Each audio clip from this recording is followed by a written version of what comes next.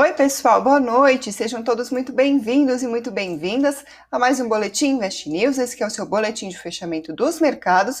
E hoje a gente tem dois assuntos muito importantes para falar aqui. Um deles é sobre o dólar, se vai chegar a 4,50 ou não. Segundo o ministro da Economia, Paulo Guedes, esse seria o câmbio de equilíbrio aqui no Brasil. A gente vai falar sobre isso. E, além disso, hoje a Magalu disparou na bolsa, subiu mais de 8%. A gente vai falar sobre essa alta também, além, claro, de fechamento do dólar, do Ibovespa, maiores altas e quedas da bolsa. Vamos começar então pela nossa pergunta do dia?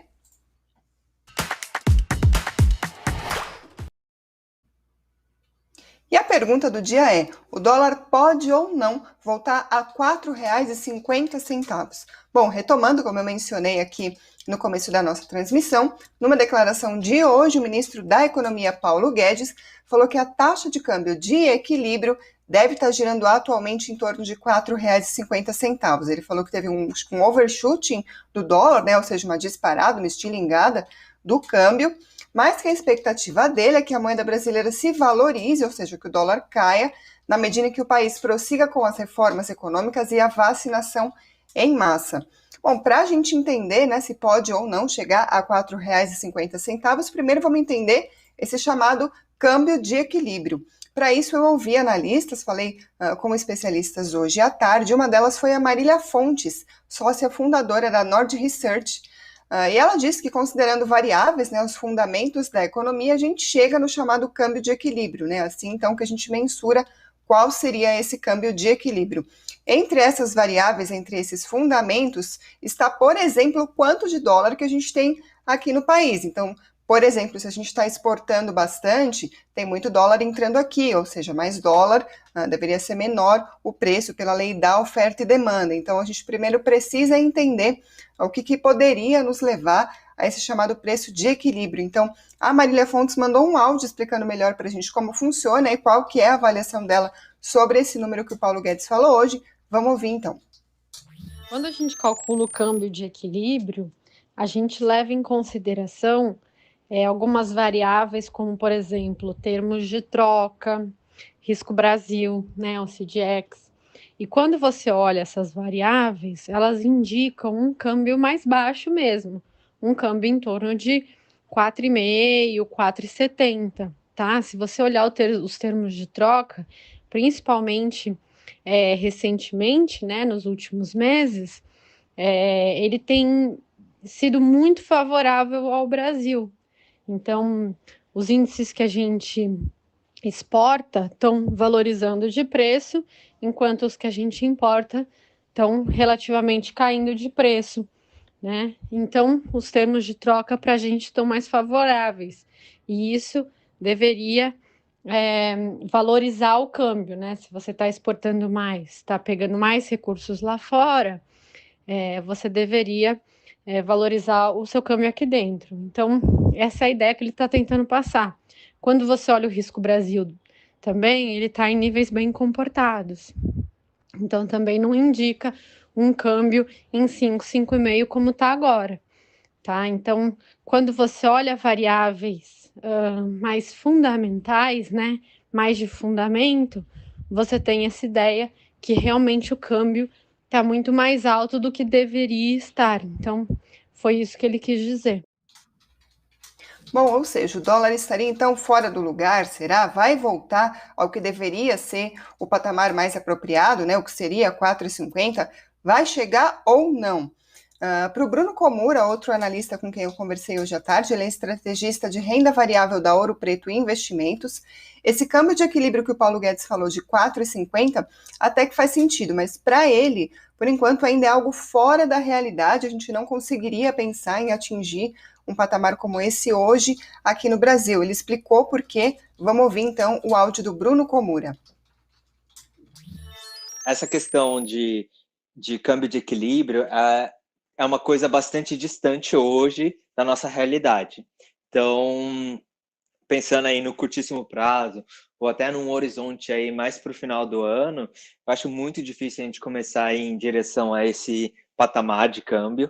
Eu acho que a tendência vai ser continuar nesse nível que a gente está, então acima de R$ 5 aí, com certeza. E por que isso, né? Porque hoje a gente vê que a questão fiscal não tem ajudado nem um pouco, pelo contrário, a gente está vendo as incertezas aumentarem cada vez mais e o mercado já está começando, então, a mudar as perspectivas. Então, se no comecinho do ano, no final do ano passado, o mercado já tinha perspectivas otimistas, pensando que poderia ter melhoras, hoje já começa a ter muita dúvida em relação a isso, ainda mais com o ano que vem tendo eleição presidencial. Fica então registrada a opinião do Bruno Komura. Outro analista com quem eu conversei hoje foi o Jansen Costa, ele é sócio fundador da Fatorial Investimentos. Ele relembrou, claro, como a gente está vendo aqui nessa nossa discussão, que o fato de haver um patamar do câmbio tido como câmbio de equilíbrio não necessariamente quer dizer que a gente vai chegar lá, ou seja, por mais que a gente avalie os fundamentos da economia, da nossa atividade e chegue num câmbio que seria o de equilíbrio, não significa que a gente tem condições de atingir esse patamar. No caso atual do Brasil, para ele ainda faltam alguns fatores para que a gente consiga bater os 4,50, ou chamado câmbio de equilíbrio. Ele explicou quais são esses fatores. Vamos ouvir então. Basicamente, essa declaração do Guedes aí é um câmbio de equilíbrio, mas não necessariamente o câmbio fora do lugar vai voltar para o que ele imagina. O problema atual que a gente tem é o fiscal, e o fiscal, o mercado tem medo, o estrangeiro tira o dinheiro daqui e, obviamente, coloca o dólar numa posição de risco, né? Mais desvalorizando a nossa moeda local. Obviamente, o dólar vai caminhar para o 4,50 ou para um valor menor do que hoje, que é 5,55, dado que passe as reformas, assim como o Paulo Guedes falou, a gente encaminhe reformas que diminuam o nosso custo perante a dívida que a gente tem, né? O custo do Brasil possibilite o Brasil crescer e, obviamente, a gente consiga ter espaço fiscal para manobra. Tá? Então, precisa fazer reforma, precisa cortar custo e, obviamente, o equilíbrio pode ser também por aumento de tributos, mas, obviamente, o mercado não trabalha com isso. Então, se a gente fizer a votação das reformas passando, a gente acelerar a vacinação aqui no Brasil e sair na frente dos nossos competidores, pode ser positivo. Outra coisa que é importante para o dólar voltar para o patamar aí de 4,50 é a diferença de taxa de juros entre o Brasil e os países que são semelhantes a gente, como o México, e essa diferença diminuindo, diminui a pressão de uma operação chamada carry trade, né? Então, basicamente, isso acontecendo, o câmbio pode voltar para patamares inferiores. Agora, para a gente finalizar essa discussão, eu trago uma visão um pouco diferente, que é a do Rossano Outramar. Ele é sócio estrategista da 051 Capital. Ele disse que, para ele, o preço de equilíbrio, né, o câmbio de equilíbrio, é o que ele chama de preço de tela, ou seja, 5,57, que é o patamar que o dólar está hoje. Agora, analisando essa declaração do Guedes, né, sobre os 4,50, se a expectativa do ministro, então, é que o dólar vá cair, o Rossano Outramar diz que sim, até pode cair, se a gente cumprir aí alguns requisitos para que isso aconteça, mas ainda que cumpramos, ele acha que 4,50 tem dúvidas, né, se a gente chega mesmo nesse patamar. Ele explicou também o porquê. Vamos ouvir o áudio do Rossano Outramar.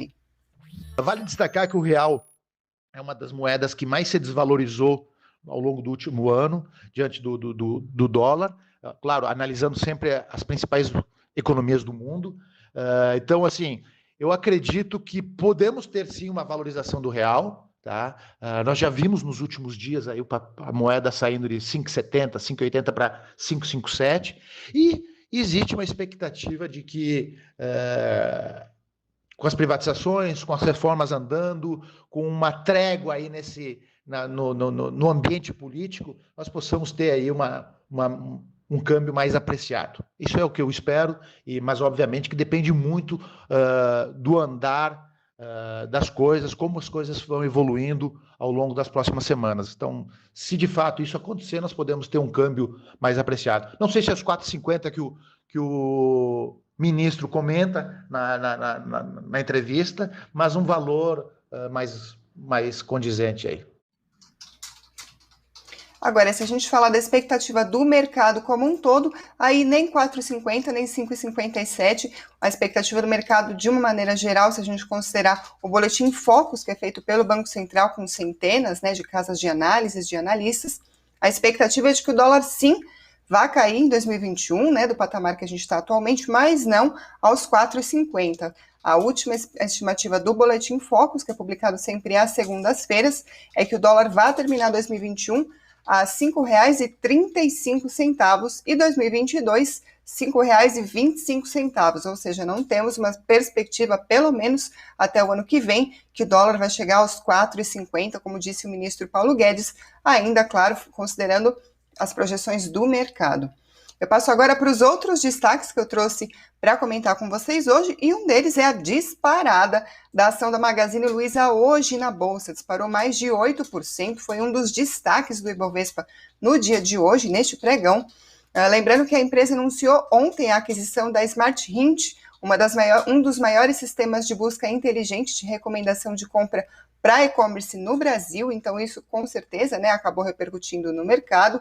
Eu trago, inclusive, uma análise do Murilo Breder, analista da Isinvest. Ele comentou, né, o efeito que essa aquisição deve ter sobre a Magalu. Ele disse o seguinte: com a aquisição, a Magalu irá ampliar ainda mais a assertividade da busca dentro do seu super app, que já conta com mais de 26 milhões de itens disponíveis, além de melhorar a experiência de compra dos usuários. A ferramenta também vai ajudar a companhia a oferecer serviços para os seus vendedores e terem seus produtos mais visualizados no super app, fecha aspas, foi isso que disse o Murilo Breder.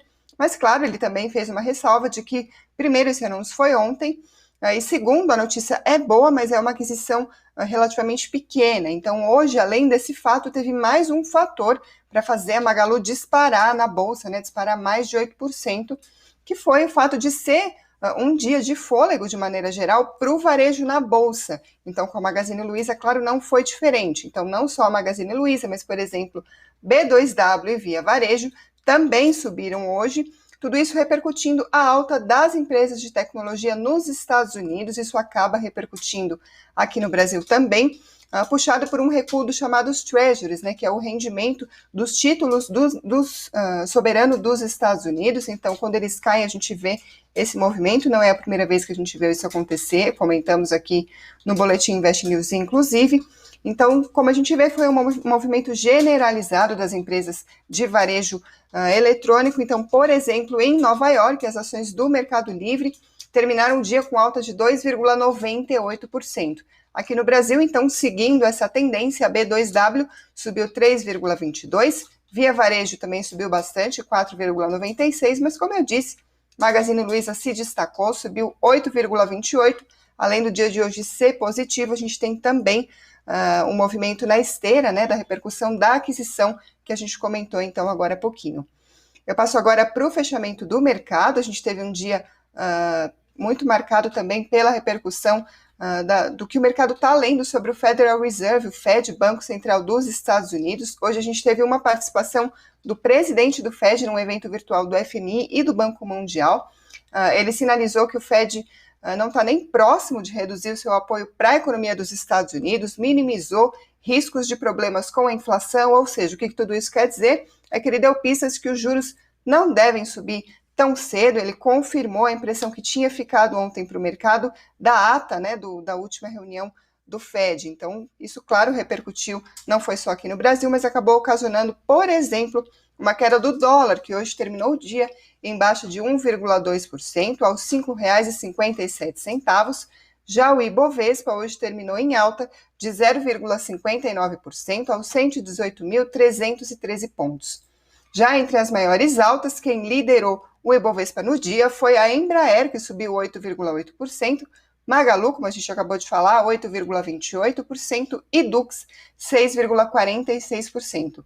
Já na outra ponta, entre as maiores quedas, quem liderou as perdas do dia do Ibovespa hoje foi a Multiplan, que caiu 2,54%. A gente vê a empresa, então, sentindo, né, a prorrogação de medidas de lockdown. A gente não tem visto, infelizmente, um alívio da pandemia. O Brasil vem batendo números altos, né, de casos, de mortes. Infelizmente, a Multiplan acaba sofrendo, então, os efeitos desse cenário.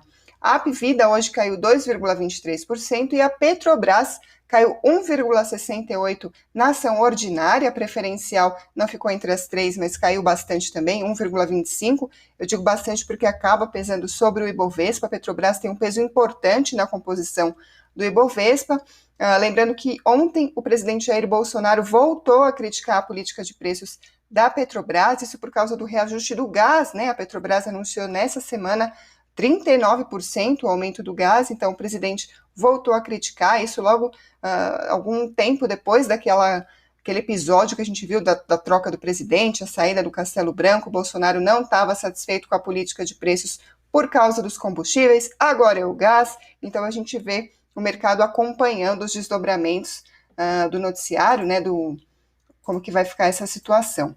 Eu passo agora então para as perguntas, as mensagens de vocês, vamos ver. O André Costa diz: informações importantes, parabéns para a equipe Invest News, like garantido, muito obrigada pelo seu retorno.